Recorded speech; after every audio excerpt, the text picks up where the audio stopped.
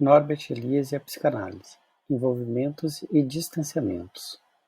A influência da psicanálise de Sigmund Freud na obra de Norbert Elias foi abertamente reconhecida pelo próprio sociólogo, como ele mesmo disse em uma entrevista. Sem Freud, afirma Elias, eu não teria podido escrever o que eu escrevi. Contudo, a relação entre Elias e Freud foi marcada por traços de ambiguidade. Se por um lado o sociólogo se voltou para os principais conceitos freudianos para sustentar sua tese sobre o processo civilizador, por outro lado, ele não se furtou a tecer críticas à psicanálise, enquanto pensamento derivado do paradigma da ciência moderna. Neste trabalho, os termos envolvimento e distanciamento servem como operadores metodológicos que possibilitam compreender os movimentos de aproximação e afastamento de Norbert Elias ao pensamento de Freud. O envolvimento é o que aproxima Elias a Freud, enquanto que o distanciamento é o movimento que permite Elias ir além da obra de Freud, revendo seus conceitos fundamentais e produzindo conhecimentos inéditos e inovadores. Algumas das críticas de Elias à psicanálise fazem referência ao valor universal de um determinado tipo de estrutura da personalidade. Freud pensou, segundo o sociólogo, o indivíduo como um ser universal e ahistórico, permanecendo na antítese entre indivíduo e sociedade. Como resultado, Freud não teria considerado as transformações e as mudanças a longo prazo das estruturas sociais e seus efeitos sobre a formação das estruturas psíquicas. Para Elias, a economia psíquica tinha que ser aprendida historicamente conforme as transformações sociais, de modo que a psicogênese estivesse intimamente relacionada com a sociogênese. Ao identificar os limites da psicanálise, Elias quis ir além de Freud para melhor reconhecer as transformações que afetaram o desenvolvimento da personalidade humana. Foi fundamental para o desenvolvimento da tese sobre o processo civilizador a apropriação da segunda tópica freudiana, no que se refere principalmente à ideia de super-eu como instância psíquica, que resulta da transformação das coerções externas em autocoerções. A imagem que o indivíduo constrói de si próprio se articula com a imagem do grupo social no qual ele está inserido. A tradição de um grupo exige a manutenção de um certo grau de coesão e estabilidade, que se volta aos indivíduos na forma de regras e obrigações, para adequar seus comportamentos e seus afetos, para não permitir desvios do que se é esperado por todos os outros membros do grupo.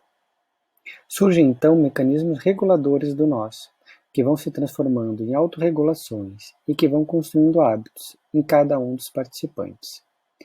A direção das transformações sociais caminha das coerções externas em autocoerções. Dessa forma, a balança entre a identidade nós e a identidade eu pende fortemente para a identidade eu.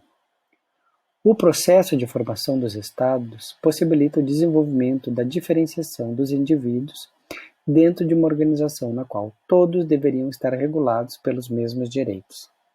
Contudo, nos estados ditatoriais, afirma Elias, a possibilidade de individualização de cada um torna-se restrita. Diz Elias, especialmente na vida pública, o controle externo supera amplamente o autocontrole do indivíduo, que muitas vezes é jogado de volta na esfera privada. Com o monopólio da informação, da educação, dos direitos de associações e de reunião, o espaço de liberdade diminui ou é completamente invadido pelo próprio Estado. Inversamente, então, a balança entre a identidade eu e a identidade nós pende para a identidade nós.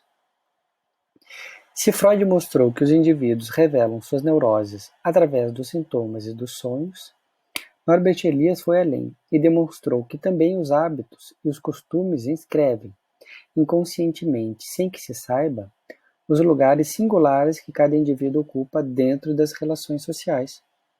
Sintomas, sonhos e hábitos articulam a singularidade de cada um dentro dessas relações sociais. Para Elias, os hábitos são o solo de onde brotam as características pessoais de um indivíduo, e eles diferenciam os indivíduos dos demais membros da sociedade. Os hábitos são um estilo mais ou menos individual, algo que poderia ser chamado de grafia individual inconfundível que brota da escrita social. Sabemos de nossos hábitos, mas não sabemos o que eles transmitem e não sabemos por que repetimos nossos hábitos. Assim como sabemos de nossos sonhos e de nossos sintomas, mas não sabemos o que eles nos dizem e por que os repetimos.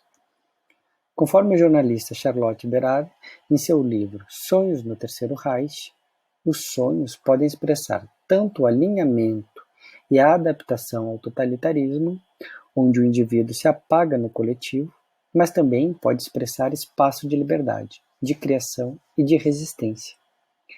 É possível encontrar nos sonhos formas de resistência da identidade eu, ao empuxo da totalização da identidade nós. No contexto de sonhos produzidos durante o Estado nazista, em uma atmosfera da diferença total, que é produzida pela coerção e sufoca o espaço público, os sonhos refletem a posição do indivíduo na esfera pública através dos elementos de sua vida cotidiana.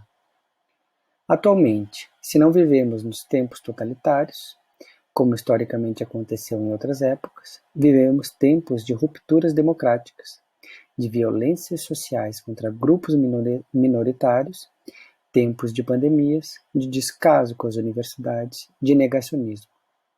Estamos marcados por angústias e medos, intolerâncias do governo, reduções de liberdades, perda do valor da palavra, são marcas que indicam proximidade com a história do fascismo.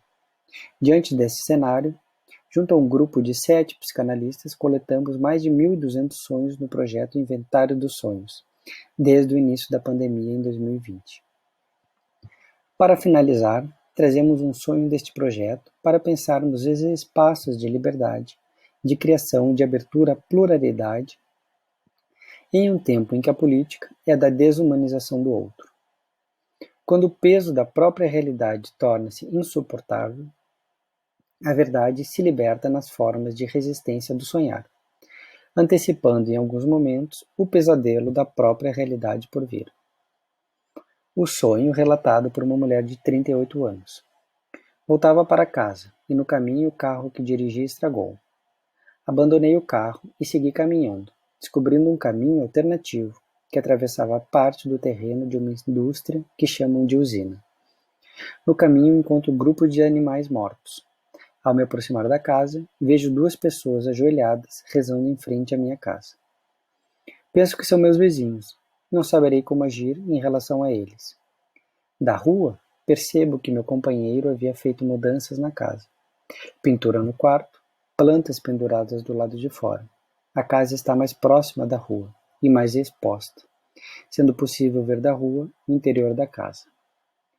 A análise de um sonho, conforme Freud, não deve abrir mão das associações que o sonhador produz a respeito do material onírico.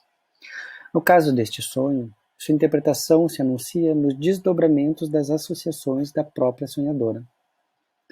Penso que o sonho traz o assombro com a imagem das pessoas rezando, ajoelhadas nas calçadas, e a dificuldade de entender quem é o sujeito que está ali ajoelhado, pois ao chegar em casa, essas pessoas eram como pedras, não tinha como falar com elas. O local por onde volto caminhando é uma indústria do ramo alimentício, que tem trabalhadores distribuídos em turnos que cobrem as 24 horas do dia. Então, é um lugar que nunca para, um símbolo de produção. Associei também usina com a usina nuclear, como com o desastre em Chernobyl. Produziu um tipo de adoecimento e sofrimento que foi negado e desacreditado por algum tempo.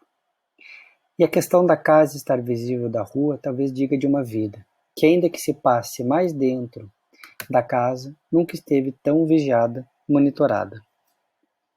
O desvio de um carro-governo, que quebra no meio do caminho, leva a sonhadora a trilhar e a rever suas direções.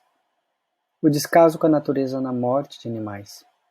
A distância com os vizinhos, que rezam como estátuas inacessíveis, sem que se saiba quem são. Os efeitos de uma vida dedicada ao trabalho e à produção que nunca para, alienando os indivíduos de suas próprias existências. Um vírus mortífero que mostra que sua radioatividade, como em Chernobyl, é mais do que um desastre natural, mas produto da negação e da destruição desse desgoverno, que produz doenças, sofrimentos e mortes.